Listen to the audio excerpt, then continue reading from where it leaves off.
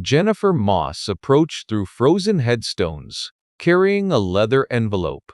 Navy pantsuit visible between monuments, auburn hair pulled back, tortoiseshell glasses catching gray winter light.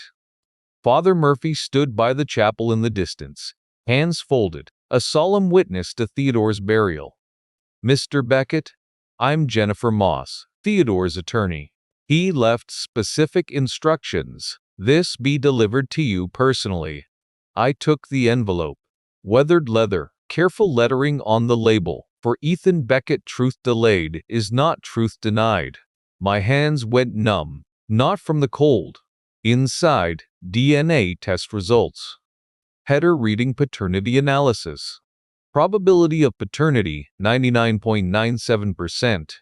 Theodore Daniel Beckett, father. The paper trembled. I set it down on the granite marker. Theodore's opening words, handwritten on cream stationery beneath the test results. "By the time you read this, you'll know Robert and Diane destroyed me with 17 fraudulent lawsuits. One button helps me make more videos for you. Please subscribe." I stood at Theodore's grave in January 2025, holding the envelope, but my mind traveled back to Christmas 1989 when I was 8 years old. Grandmother Margaret handed me a small wrapped box that year. Green paper, gold stars. Diane's precise tape job at every corner. I sat cross-legged on the carpet in our living room, the artificial tree behind me strung with color-coordinated ornaments Diane had arranged the night before. Inside the box was a brass surveying compass, heavy for its size, with a hinged lid and numbers etched around the face. The brass had a warm glow even under the fluorescent lights. "This belonged to someone who loved maps as much as you will," Grandmother Margaret said. I turned it over. Engraved on the lid, "TD, who's TD?" I asked. "Someone important." She touched my hand. "Take care of it." I did. That compass sat on my desk through high school and college. I brought it to my dorm room, my first apartment, the house I bought with my ex-wife.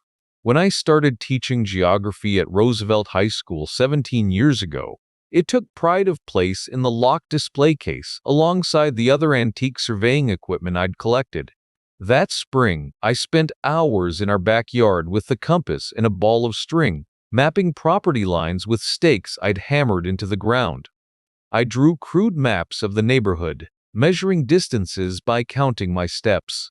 By the time I was 12, I was borrowing surveying books from the library, learning about theodolites and chain measures and how to calculate elevations. My basement workshop now holds 43 pieces of antique surveying equipment, theodolites from the 1800s, compasses with vernier scales, chain measures in leather cases.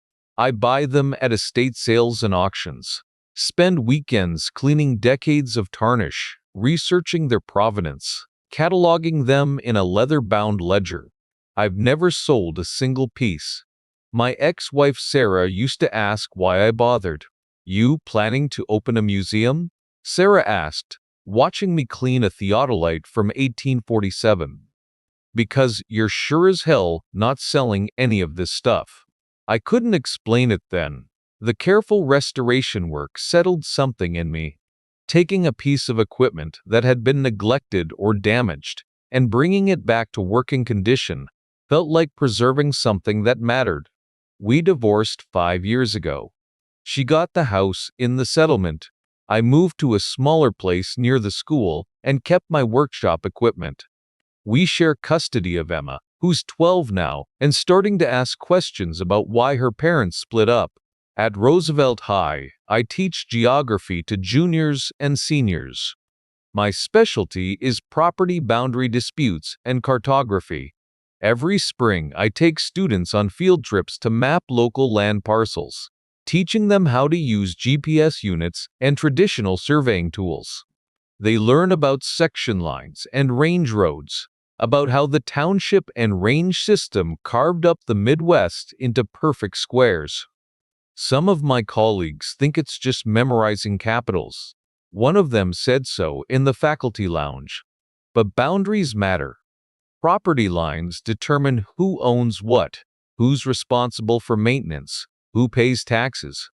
Get them wrong and neighbors end up in court for years, like the Hendersons and Mitchells, still fighting over 18 inches of fence line after 6 years and $40,000 in legal fees.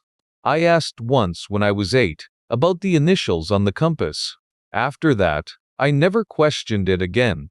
I'd learned not to. Sunday dinners at the Beckett house followed a pattern: pot roast and vegetables on the good china.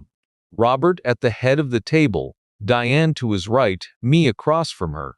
Conversation stayed safe. My grades, upcoming school events, Robert's work at the insurance company. Once, when I was 10, I mentioned Theodore. I'd found his name in an old photo album in the attic and asked who he was. Diane set down her fork, folded her hands in her lap. Robert cleared his throat, cut his pot roast, chewed. I counted to 15 before anyone spoke again. Robert waved his hand. Theodore made poor choices, wasted opportunities. Not someone worth discussing. I learned.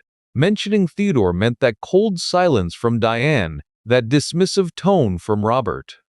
So, I stopped asking. Grandmother Margaret died when I was 15. Heart attack while gardening. At her funeral, I carried the compass in my jacket pocket, kept my hand wrapped around it during the service. Thumb rubbing the engraved TB, the compass sat in my classroom display case. Case 3, second shelf, between a 1902 Surveyor's Transit and a brass chain measure. TD engraved on the lid. I'd looked at those initials 5,000 times and never seen them. Now I stood in the frozen cemetery holding Jennifer's envelope, and everything changed. TD Theodore Daniel Beckett, my biological father's initials, on his most precious possession, given to me by his mother when I was 8 years old. I'd treasured it for 35 years, never questioned it once.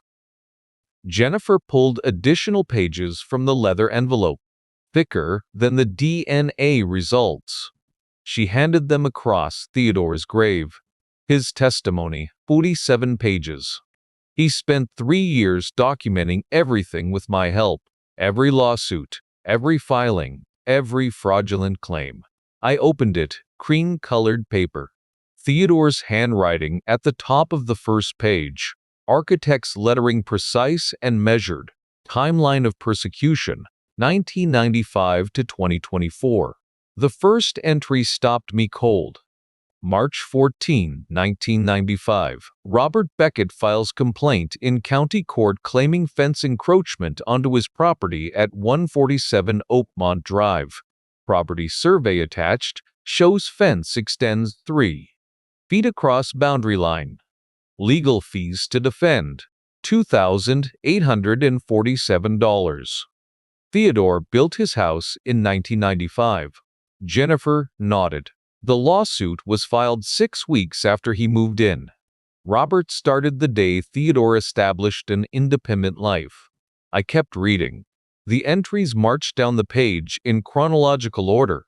March 1997, drainage dispute. June 1999, tree overhang complaint. September 2001, shed placement violation. 17 total lawsuits over 30 years, each claiming a different violation, each forcing Theodore to hire a licensed surveyor to produce counter-evidence. I added the numbers: $2,500 here, $4,200 there, $5,800 for the 2008 case that required soil analysis. The final tally appeared on page 12, $127,400 in legal defense costs. Theodore's annual income from carpentry work ranged from $35,000 to $52,000, according to tax returns attached as exhibits. Some years he spent 15% of his gross income defending himself. I turned to page 16. New section header, restraining orders. 4 temporary restraining order petitions, filed between 2003 and 2019. Each claimed Theodore had made threats or engaged in harassment. Each was dismissed after Theodore proved he'd had no contact with Robert. Each cost between $3,000 and $4,000 in attorney fees to dissolve. Jennifer spoke quietly. Temporary restraining orders get granted based on the petitioner's sworn statement. No evidence required initially. By the time Theodore could present his defense, he'd already paid an attorney and appeared in court. And Robert knew that. Robert worked in insurance for 35 years. He understood exactly how to weaponize legal procedures. Page 23 detailed the police reports. 6 false reports filed between 2006 and 2021. Each claimed Theodore's Irish setter Copper had threatened Robert, bitten him, or damaged property. Animal control regulations allowed seizure after 3 complaints within 24 months. March 14, 2019. Copper seized by animal control following 6th complaint. Mandatory 10-day impound period plus reclaim fees of $850. Theodore's check submitted on day 10 rejected due to 3-day bank clearance requirement for out-of-state accounts. Check cleared on day 13. Copper euthanized on day 11 under policy allowing destruction of dogs deemed aggressive after reclaim period expires. The paper trembled. I set it down on the granite marker. He killed Theodore's dog with bank clearance policies. Theodore came within 1 day of saving him. The vet's notes are in Exhibit 32. Copper was friendly, non-aggressive, well socialized. The attending veterinarian recommended adoption rather than euthanization. I picked up the next section. Property surveys. Robert had filed them as evidence in each lawsuit. I studied the boundary coordinates on the 1995 survey. The fence line coordinates looked off. I pulled out my phone, opened the county assessor's website, found Theodore's property at 1247 Oakmont Drive. Downloaded the official plat from 1994. The fence Robert claimed encroached 3 feet onto his property was actually 17 feet inside Theodore's boundary, according to the original survey. I checked the second lawsuit from 1997. The drainage issue Robert alleged would require water to flow uphill given the elevation differential between properties. 12 feet of grade change made his claim physically impossible. The 2001 shed placement complaint showed the structure occupying the same coordinates as a garage built in 1999 according to county building permits. The shed couldn't exist where Robert's survey claimed unless it occupied the same physical space as another building. I spread the documents across the frozen ground. These surveys are fraudulent. The boundary lines overlap by 17 feet. Fence locations violate basic geometry. Robert's attorneys filed documents under oath that are geographically impossible. Can you prove that? I pulled my keys from my pocket. The brass compass hung from the ring. D engraved on the lid. I've been teaching boundary disputes and cartography for 17 years. Theodore gave me the compass that made me love maps. That led me to geography. That trained me to recognize fraudulent property surveys. I weighted the documents with stones from adjacent graves, pulled up satellite imagery on my phone, and overlaid Robert's claimed boundary lines. Look. This fence line from the 2003 lawsuit. Robert claims it encroaches 4 feet onto his property, but the county's GPS survey from 2002 shows it's 21 feet inside Theodore's lot. The math doesn't work unless Theodore's property exists in 2 places simultaneously. Jennifer was already taking photos with her phone. Dr. Blackwood will need to review these findings. He's agreed to provide expert analysis. Who's Dr. Blackwood? Retired surveyor. Taught cartography for 40 years. I kept examining the surveys. Each one contained impossibilities that would be obvious to anyone with basic training in land measurement, setback violations that complied with zoning ordinances, drainage patterns that defied gravity, boundary disputes that required properties to occupy contradictory configurations. Theodore had defended himself against this for 30 years, hired surveyors, paid attorneys, produced counter-evidence, all while Robert knew the claims were false from the beginning. The wind picked up, pages rustled against the stones. The sky had darkened to charcoal. The groundskeepers were loading equipment near the maintenance shed. I gathered the documents carefully, returned them to Jennifer's envelope. My father spent his career destroying an innocent man using skills he learned denying insurance claims. And he trained me never to question it by making Theodore's name forbidden at Sunday dinner. Jennifer zipped her messenger bag. Theodore wanted you to see everything. Understand exactly how it worked. He trusted you'd know what to do with the truth. I turned to page 27. Theodore's handwriting changed here, shakier, lines slanting downward across the page. Medical diagnosis: pancreatic cancer, stage 1-5V, June 2023. Prognosis: 18-24 months. The next section detailed medical bills. $4,200 for initial CT scan, $8,900 for biopsy and staging, $12,400 for first round of chemotherapy. Insurance paid $7,440 of the chemotherapy bill. Theodore paid the rest from savings he'd accumulated over 29 years of carpenter work. By September 2023, his savings account showed $3,847. He kept working. The testimony included copies of invoices for carpentry jobs completed between diagnosis and death, kitchen cabinet installation, deck repair, custom bookcases. Each invoice stamped paid, each one dated. Theodore's neat handwriting noting the date received. November 2023 invoice showed fence replacement work, 2 months before he died. He worked through terminal cancer to keep his house. Jennifer nodded. The mortgage was paid faithfully for 29 years. He refused to default in the final months. I read the bank statements attached as exhibits. Mortgage payment, $847 monthly. Withdrawn automatically on the 1st of each month, from 1995 through November 2024. December payment returned insufficient funds. January payment never attempted. Theodore died owing 2 months on a house he'd built with his own hands. The next page stopped me. December 31, 2024. Estimated time of death, 11:47 p.m. based on coroner's report. Found January 5, 2025 by postal worker conducting welfare check after mail accumulated for 5 days. No family present at time of death. My hands went numb.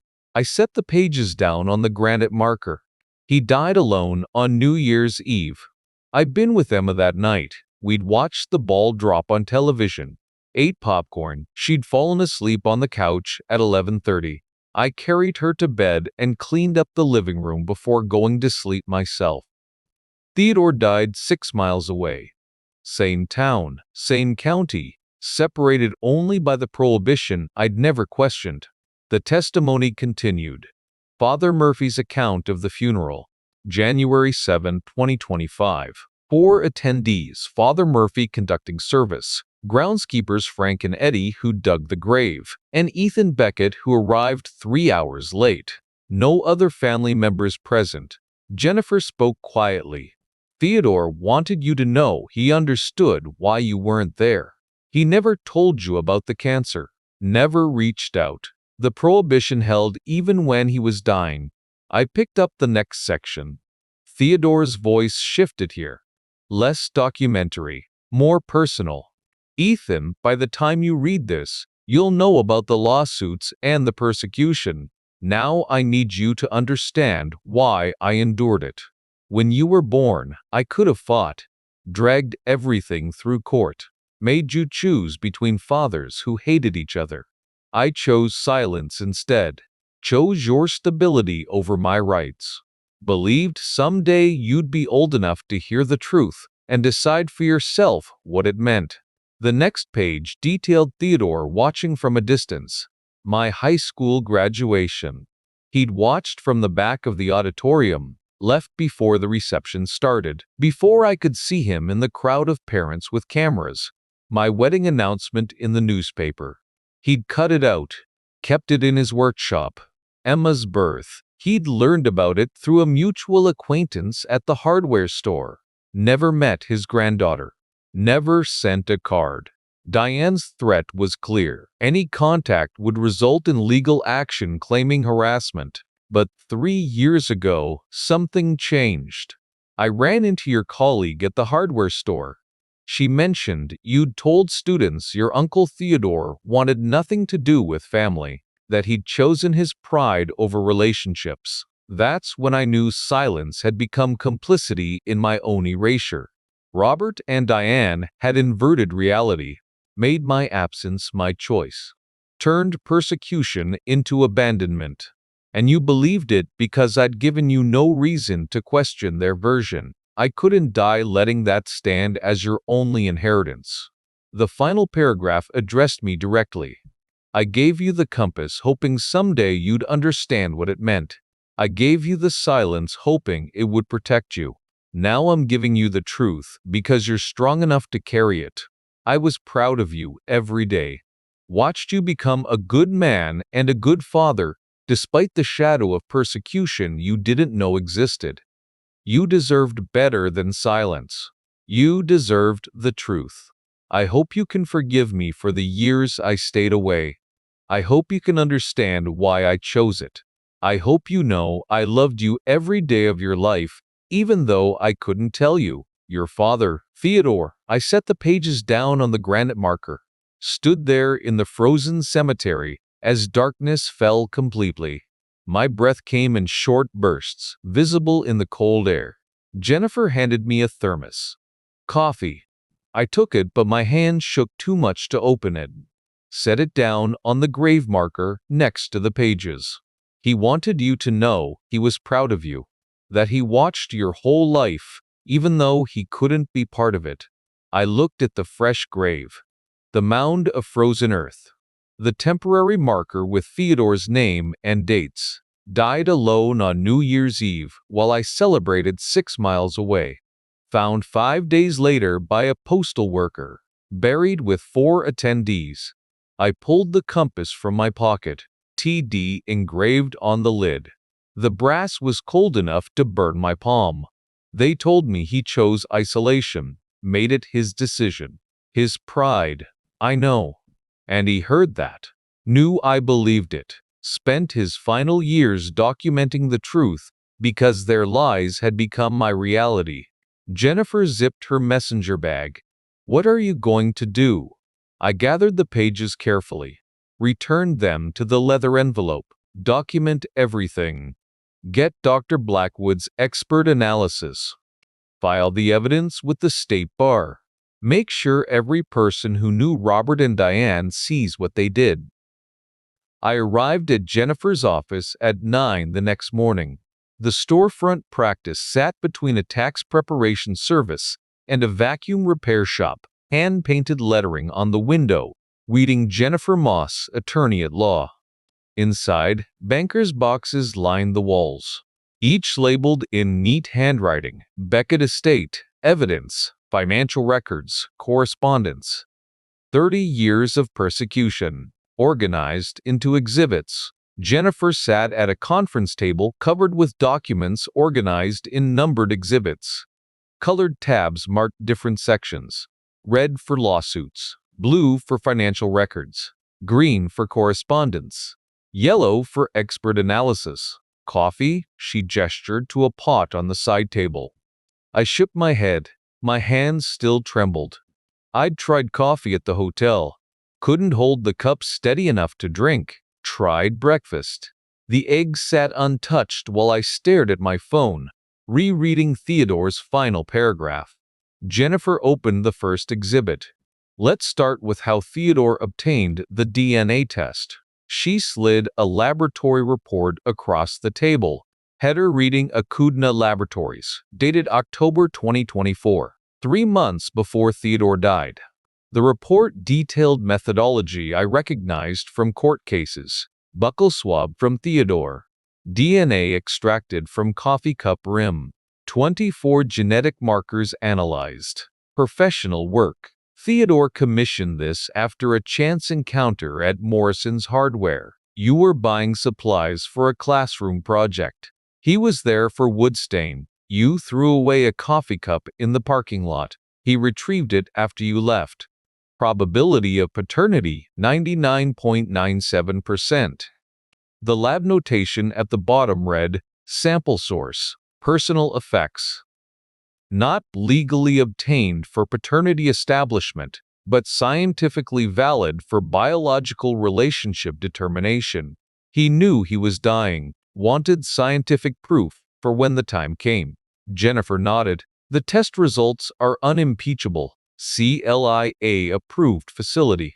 Chain of custody documented. Statistical impossibility of the match occurring by chance. She opened the next exhibit. Now, the lawsuits. 17 folders, each containing complaint filings, property surveys, hearing transcripts, judgment orders. Jennifer had organized them chronologically with timeline charts showing dates filed, dates resolved, costs incurred. I opened the first folder. March 1995. Robert claiming fence encroachment. I studied the coordinates. Pulled up the county assessor's site on my phone. The numbers didn't match. 17 feet off. I found 3 independent surveyors willing to review Robert's property surveys.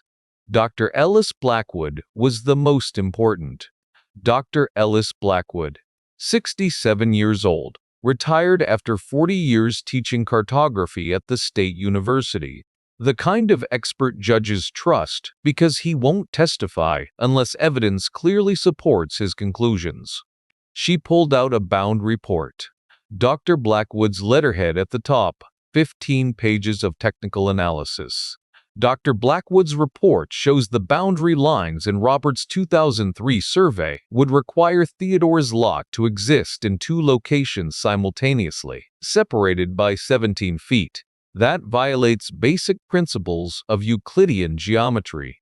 I studied the analysis. Blackwood had overlaid Robert's surveys onto county cadastral maps and satellite imagery. The overlay showed what Robert had done.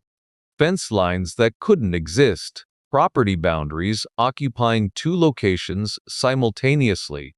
Basic geometry made it impossible. The fence Robert claimed encroached 3 feet onto his property appeared at coordinates, placing it 17 feet inside Theodore's boundary. According to the original 1994 survey Theodore filed himself. The shed, Robert claimed, violated setback requirements, was built in exact compliance with zoning ordinances. County building permits from 2001 showed approved placement matching Theodore's construction. The drainage issues Robert alleged were geographically impossible. 12-foot elevation differential meant water flowed away from Robert's property, not toward it. Every single survey Robert filed contains mathematical impossibilities. Jennifer opened another exhibit. I pulled the county records. Theodore's 1994 survey showed coordinates certified by a licensed surveyor. Robert's 17 lawsuits showed boundaries shifting by feet, sometimes yards. Same property, different geography. Impossible. She showed me the documents. Theodore's 1994 survey filed with the county surveyor's office. Professional certification. Coordinates verified. Permanent record. Robert's 17 surveys showed boundaries shifting, fence lines moving, property configurations changing, geography that couldn't exist in physical reality. Robert knew these surveys were fraudulent when he filed them. Can we prove that? His insurance background proves it. He spent 35 years finding technical reasons to deny claims. He understood documentation requirements. The fact that every survey contradicts county records shows deliberate fabrication, not honest error. Jennifer opened the green-tabbed exhibit. Letters, cream-colored stationery, Diane's handwriting. Theodore preserved these in his workshop. Correspondence from 1981 through 1982. The first letter was dated June 1981. Diane confessing the pregnancy. I don't know if the baby is yours or Robert's, but he's agreed to raise it to save our marriage. You must never contact us.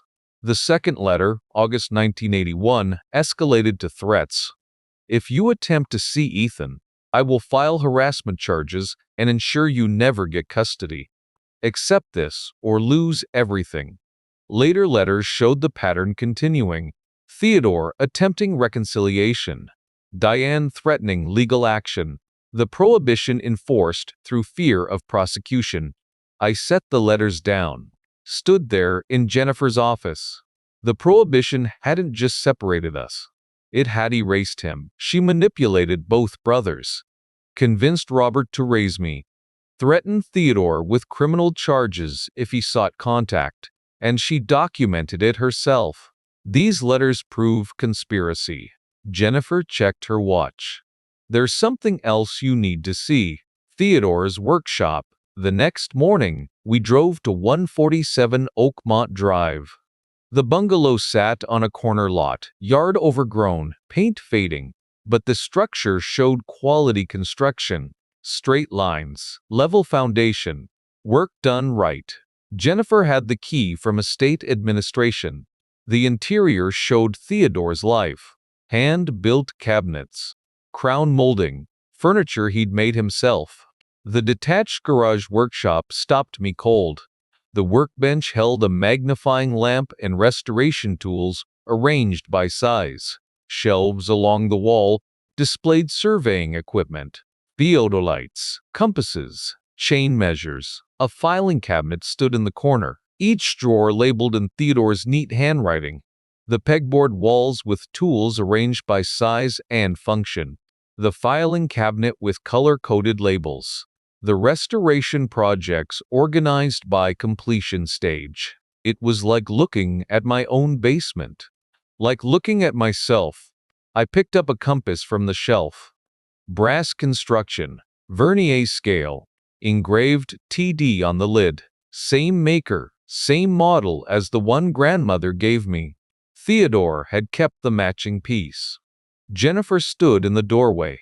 He documented everything in here. The surveys, the equipment, even kept the matching compass, like he was preserving evidence you'd eventually need. I set the compass down carefully. Looked at the filing cabinet, the lawsuit documentation, the meticulous records. My entire professional identity had been shaped by Theodore's gift. Geography teacher specializing in boundary dispute. The compass led me to cartography. Cartography gave me the skills to recognize fraudulent surveys. Theodore had prepared me for this moment without ever speaking to me. I can prove every survey Robert filed was fraudulent. Dr. Blackwood's testimony will establish that. But I need to see the evidence in person first. Jennifer handed me the workshop key. Take whatever time you need. I left Theodore's workshop at noon. Called Jennifer from the car. She met me at the hotel 20 minutes later, messenger bag already packed with exhibits. I drove to Meadowbrook Estates with Jennifer in the passenger seat, her messenger bag filled with exhibits on her lap. The split level appeared through bare trees, two-story brick with white trim, professionally landscaped even in January. Cars lined the driveway. Robert's Lexus, Diane's Mercedes. 3 other vehicles I didn't recognize. Company, Jennifer said. Good. Witnesses. I parked on the street, grabbed the leather envelope. My hands stayed steady. 2 days ago, I'd been shaking at Theodore's grave. Now I felt nothing but clarity. The front door was unlocked. I walked in without knocking. Robert stood in the foyer with 3 couples from his country club network. Brunch spread visible in the dining room beyond. Coffee, bacon, cinnamon rolls on the good china. Diane's 47 scrapbook volumes lined the built-in shelving, visible to everyone. Robert turned. His face shifted from surprise to calculation. "Ethan, we weren't expecting." I placed the DNA test results on the entry table, beside Diane's flower arrangement. "I know Theodore was my biological father. I know about the lawsuits. I know you filed false property surveys for 30 years. Silence. The couples in the dining room stopped mid-conversation. Robert's voice stayed controlled. "You don't have standing for this. Where's your documentation?" "I have 17 court filings." Jennifer stepped forward, opened her messenger bag. Property surveys from the red-tabbed exhibits. Dr. Blackwood's expert analysis. Coordinate overlays showing geographic impossibilities. "You can speak to me civilly, Mr. Beckett, or you can speak to the county prosecutor about 17 counts of filing false documents under oath." She placed the exhibits on the table. Satellite imagery overlays. Coordinate analysis. Dr. Blackwood's letterhead. Diane stepped forward from beside Robert. Twin set and slacks. Blonde hair perfect. Her voice softened, the same tone she'd used when I was 8 and asked about Theodore. Warm words, dead eyes. "Ethan, I don't understand what's happening. We're having brunch with friends. This isn't the time. I gave you everything," she continued, louder now. "A good home, education, opportunities that man could never have provided. And this is how you repay me? By dragging our family through public humiliation?" I met her eyes. "You gave me a compass engraved with my father's initials and told me never to ask about him. You created 47 scrapbook volumes with his name removed from every photo caption, every family tree, every Christmas card list. You trained me from childhood that mentioning his name meant punishment. That's not sacrifice. That's systematic erasure."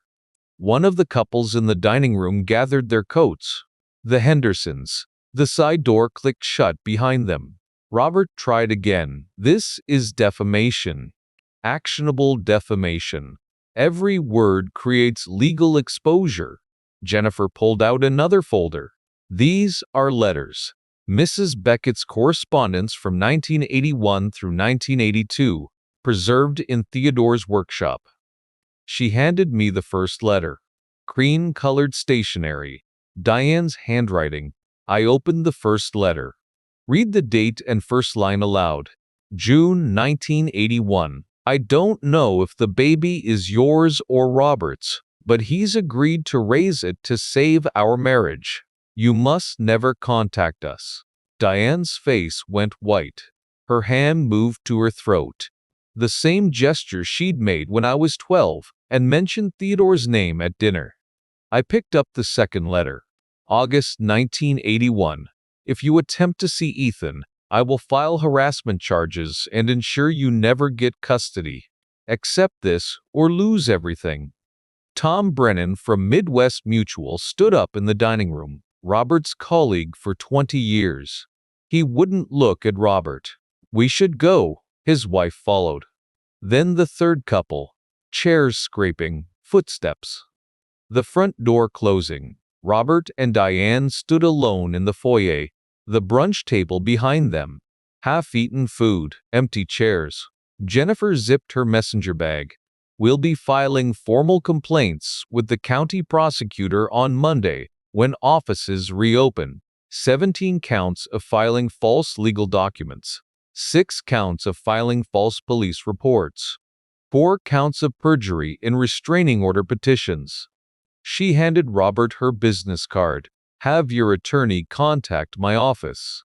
I picked up the DNA results from the entry table. The leather envelope. The letters. Robert's voice came out quiet. "You're destroying this family. You destroyed it 30 years ago. I'm documenting what you did." I walked out. Jennifer followed. The door closed behind us. Through the front window I could see them. Robert and Diane in the empty foyer, brunch spread abandoned, scrapbook still on the shelves. The house where I grew up. Jennifer unlocked her car. That went better than expected. They thought I'd never find out. Thought the prohibition would hold, even after Theodore died. What now? I looked at the split level one last time. Now we file the paperwork. Let the prosecutor decide what happens next. Jennifer filed the complaints Monday morning. I met her at the county courthouse at 9. The clerk stamped each page. Filed them in the system. 17 counts of filing false legal documents. 6 counts of filing false police reports.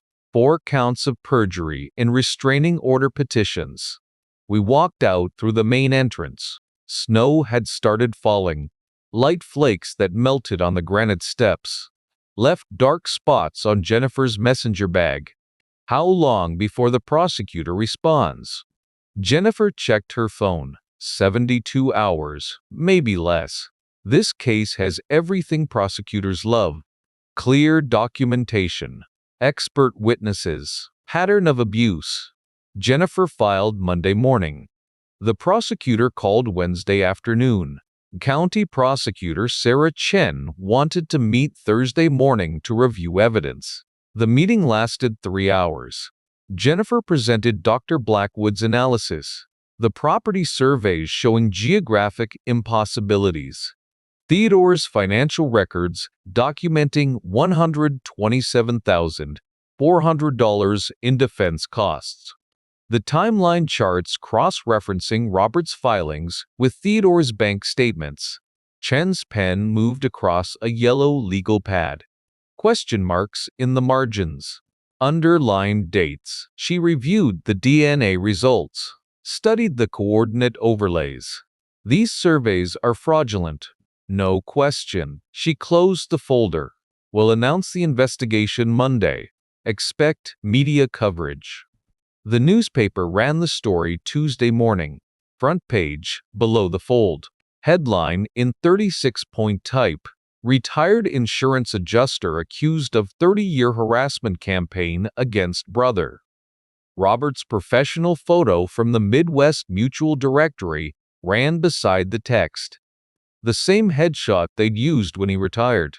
The same image that had appeared in the company newsletter celebrating his 35-year career. The article referenced Chen's statement that the county takes seriously any allegation that individuals have abused the legal system to harass innocent parties. The evidence in this case warrants thorough investigation. I bought 3 copies at the convenience store. Read the article standing in the parking lot. The reporter had done her research. Referenced Theodore's death. Quoted Jennifer about the fraudulent surveys. The phone started ringing that afternoon. Wilson called from Kansas. Principal Martinez. 3 parents from my app geography class. I kept the calls brief. Yes, I was fine. Yes, the story was accurate. No, I didn't want to discuss details. Wednesday morning, Jennifer called. Midwest Mutual launched an internal review of what? Robert's career claim denials. They're examining the pattern. The review took 2 weeks. The insurance company's findings appeared in their quarterly compliance report. 127 disputed claims. 35 years. Pattern suggesting systematic abuse. The consulting contract arrived the same day. Terminated. $45,000 in annual income. Gone. The social consequences moved faster. Country club auxiliary. Church auxiliary. Neighbors who'd attended their brunch. All gone. I watched it happen from a distance. Saw Robert at the courthouse for his initial appearance. His suit hung loose at the shoulders. The belt cinched 2 notches tighter than the worn mark on the leather. His attorney did the talking while Robert stared at the floor. Sunday services continued without Diane. Her usual pew stayed empty. Week after week, her car sat in the driveway of the split level. Curtains drawn, no visitors. Jennifer filed the civil suit in February. Theodore's estate seeking restitution of $127,400 in fraudulent legal costs plus punitive damages. 17 folders, each one time-stamped, each one signed under oath. The prosecution requested Diane's scrapbook collection as evidence, all 47 volumes. Jennifer arranged the transfer. I watched the boxes being loaded into the prosecutor's van, decades of family history. Photographs carefully arranged. Captions written in calligraphy. Theodore's name absent from every page. Consciousness of guilt through systematic erasure. That's what Chen called it in her filing. I told Emma in March. She sat at my kitchen table while I explained about Theodore, the compass, the persecution, the truth that had been hidden her whole life. When I finished, she turned the compass over in her hands, traced the engraved initials with her finger. So instead of saving for my college, Grandpa spent everything on lawyers to hurt a man who just wanted to know his son? The question landed like a punch. Simple, clear, devastating. Yes. She set the compass down carefully. That's really messed up. It is. Are we going to be okay? I reached across the table, took her hand. We're going to be fine. If you felt that, smash like and share your thoughts below. I signed the paperwork in Jennifer's office in July 2025, 6 months after the confrontation at Robert and Diane's brunch. The plea agreement let Robert avoid jail time but required $127,400 in restitution to Theodore's estate. I inherited everything: the bungalow, the workshop, the surveying equipment Theodore used defending himself. Every dollar he'd forced Theodore to spend, documented, itemized, repaid. The county newspaper published Robert's required apology on page 3. 2 paragraphs admitting he filed false legal documents and caused harm to his brother Theodore Beckett. 3 years probation, mandatory counseling. Any legal filing required county court pre-approval. The judge's signature made it permanent. I drove to 1247 Oakmont Drive the next Saturday with Emma. The yard needed work. Paint was fading. Overgrown grass reached the porch steps. But Theodore's construction held solid. Level foundation, straight lines. Work done right. Emma sorted brass fittings into labeled jars while I wiped decades of dust from Theodore's lathe. She worked methodically, the same way I'd seen her organize her school supplies. The smell of sawdust and brass polish filled the workshop. Fresh coffee from the percolator I'd brought from home sat on the workbench. She picked up a bookcase Theodore had started, ran her palm across the wood grain, checking for rough spots the way I'd shown her. Theodore would have done the same check 3 times before applying finish. This was Grandpa Theodore's. Yes. Grandmother gave me the other compass when I was 8. She was trying to tell me the truth without breaking the prohibition. She picked up the matching compass from the shelf, turned it over in her hands, thumb tracing the engraved TD. Can I keep this one? I nodded. It's yours now. Just like the other one was mine. She studied it for a long moment. So Grandpa Theodore was my real grandfather, not Grandpa Robert? I set down the cloth I'd been using, pulled up a stool next to her. The DNA test proved Theodore was my biological father. That makes him your biological grandfather. Robert raised me, but the relationship was built on lies Diane told both brothers. That's really messed up. It is. She turned the compass over again. What do I tell people? Whatever feels right to you. The truth is complicated, but it's yours to share however you want. She nodded slowly, slipped the compass into her pocket. Dr. Blackwood called that afternoon while Emma sanded the bookcase Theodore had started. She learned to use the belt sander, her safety goggles too big for her face, her concentration absolute as I explained how Theodore would have approached the joinery. Your coordinate overlay methodology Blackwood said when I answered. The way you proved geographic impossibilities in Robert's surveys. That needs to be published. Journal of Surveying and Land Information. Co-author with me. I watched Emma work. Careful, precise, learning her grandfather's craft. I'd be honored.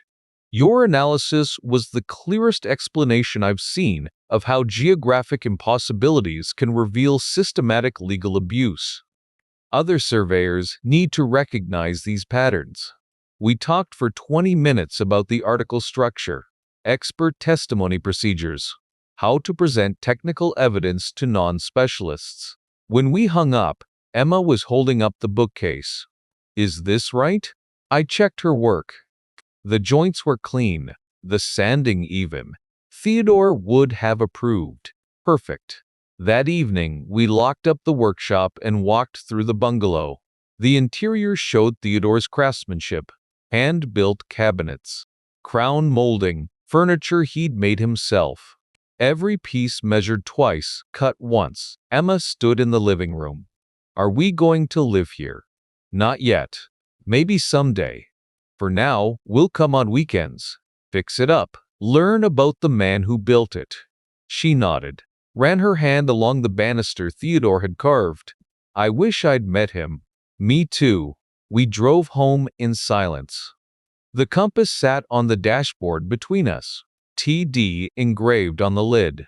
Truth preserved through brass and glass when words were forbidden. The article with Dr. Blackwood took 3 months to write. We submitted it in October. The Journal of Surveying and Land Information accepted it in December. Publication scheduled for spring 2026. The abstract read, "This paper examines the use of fraudulent property surveys as instruments of legal harassment, presenting a case study of 17 lawsuits filed over 30 years using geographically impossible boundary claims. We establish methodology for detecting coordinate manipulation, demonstrate how basic geometric principles reveal systematic fraud, and propose professional standards to prevent similar abuse." My name appeared second. Dr. Ellis Blackwood and Ethan Beckett, contributing authors. Theodore's persecution would help others recognize the warning signs, prevent families from enduring what he'd suffered, give his death meaning beyond the silence that had defined his life. Emma and I spent weekends at 147 Oakmont Drive through fall and winter. We replaced the roof, painted the exterior, repaired the porch steps Theodore had built in 1995. Each project revealed his attention to detail, measurements precise to the 1/8 inch, materials chosen for durability over cost. She learned carpentry working beside me, how to read a level, how to measure twice and cut once, how to respect the wood grain and work with it instead of against it.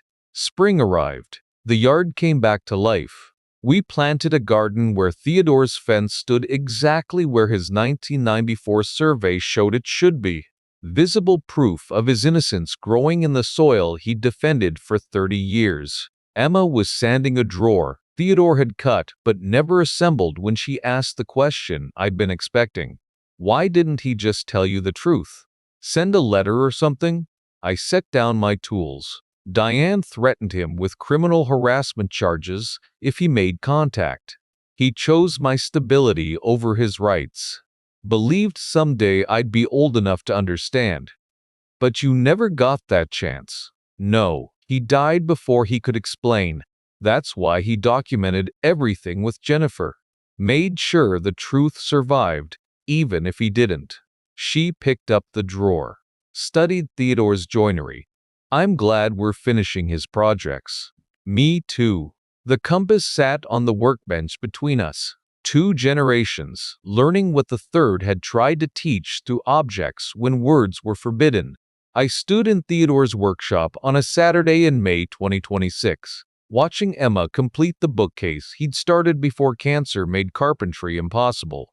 She applied the finish coat with steady hands, checked for drips, wiped away excess, 17 years teaching boundary disputes trained me to recognize the fraudulent surveys that destroyed my father.